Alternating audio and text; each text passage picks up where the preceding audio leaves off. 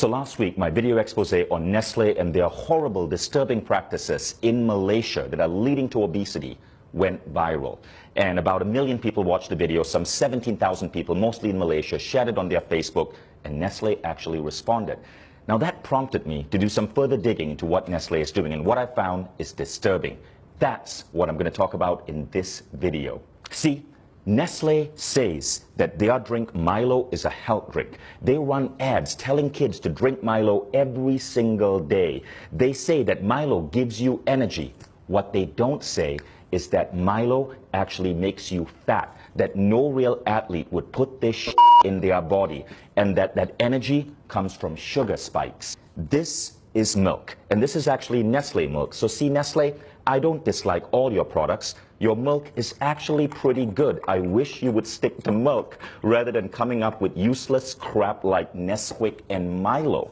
Now, most kids in America and Europe drink milk because we know that milk can have a good effect on kids. Milk has natural sugars, lactose. It's a natural sugar. Nestle gets parents in Asia and the developing world to add this crap to milk, Milo. So Nestle's press release says they try to put 6 grams of sugar in a glass of Milo. Not true. At the back of a Milo tin in Malaysia, it actually says add 3 teaspoons of Milo. 3 teaspoons of Milo is roughly 9 grams of sugar.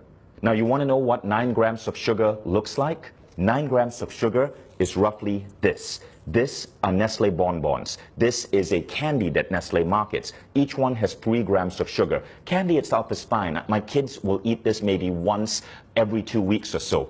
But Nestle's advertising is basically telling moms in Malaysia to add Milo to kids' milk, which is the equivalent of putting 1, 2, 3 bonbons in a glass of milk before sending that kid off to school. Now, what do you think that does to this kid's body, to this kid's cognitive functioning? This much sugar comes really close to the daily recommended sugar allowance for an adult, which is 25 grams. A glass of Milo, 20 grams of sugar. But that's only the start of the bullshit. Everybody in Malaysia knows that most Malaysians don't just drink Milo with milk. They often take Milo powder and add this to it. This is sweetened condensed milk. In Malaysia, because of Nestle's marketing that says Milo is healthy, people feel it's justified to add sweetened condensed milk on top of their Milo, creating what is in fact a sugar bomb with up to 40 grams of sugar into a child in the morning before sending them to school. By the way, Milo isn't just bad because of its sugar content. One of the primary ingredients in Milo is something called maltodextrin. I want you to Google that, maltodextrin.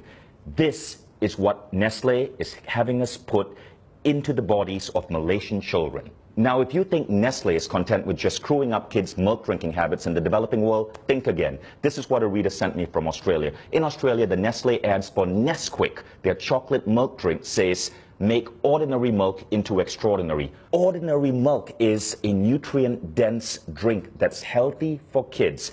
But Nestle is getting kids to pour this crap called Nesquik into their milk. Now, you want to know the sugar content of Nesquik? Check this out. In 11 grams of Nesquik, there are 8.8 grams of sugar. That's 80% sugar. Which is why in Britain, the government banned Nestle from advertising Nesquik as a great start to a child's day. Now, it would be disturbing enough if Nestle was simply, as a massive food company, screwing up the way kids drink milk. But they're also screwing up breakfast. So this is a breakfast cereal from Nestle called Strawberry Minis, right? Strawberry Minis. There's a picture of a strawberry here. It looks healthy in every way, but then you read the ingredient label. And by law, Nestle has to list ingredients in order of most common. Here's the ingredient label for Strawberry Minis. Number 1 ingredient, sugar. Number 2 ingredient, palm oil. Number 3 ingredient, glucose syrup. Number 4 ingredient, maltodextrin. Number 5 ingredient, cornstarch. Number 6 ingredient, salt. You don't get to strawberry till number 7. And it's strawberry powder, 0.3%. 0.3%, 1/300 of this is actual strawberries. Nestle, why don't you be honest and just call this sugared maltodextrin minis? At least there'd be truth in your advertising. Now, in the press release, Nestle justifies the addition of sugar in this way. It's to maintain the taste that Malaysians are used to. That's like a drug dealer saying, I have to keep giving my client cocaine because he's used to the high of cocaine. which is an actual apt example because scientific studies are now showing that sugar is as addictive as cocaine. Consuming sugar produces effects similar to that of cocaine, altering mood, possibly through its ability to induce reward and pleasure, leading to the seeking out of sugar. Nestle puts sugar in their products because it gets you hooked on them, so you keep buying Nestle products, which is why their stock is continuously growing the more addicted you get. Nestle has successfully made Malaysia the world's highest per capita consumers of Milo. Nestle's mission and vision say this: to be the world's leading nutrition, health, and wellness company. Let's think about that.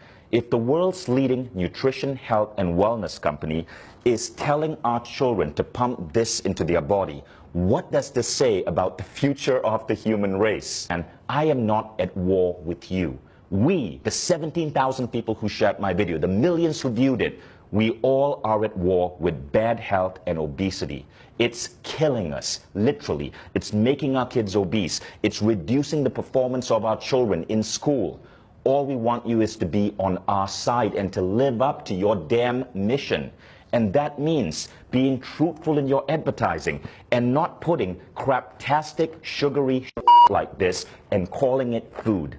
Now, Nestle has been in controversies before. There was the baby powder controversy. Millions of babies malnourished because Nestle convinced women in India and Africa to feed their babies Nestle baby powder rather than breast milk. There is the water controversy in the United States, where Nestle has become the world's biggest supplier of bottled water, and in many cases convincing people that they need to buy expensive plastic bottled water, which ultimately causes mass plastic pollution, huge greenhouse contribution, rather than drink the water from their tap, which in many places is actually clean. All of these controversies were exposed. Nestle had to change practices because people like you spoke up. People like you would not let a large corporation get away with the lies, which is why I really appreciate you guys who shared that last video. There was something Nestle said in that press release that I really liked, and we got to give them credit for.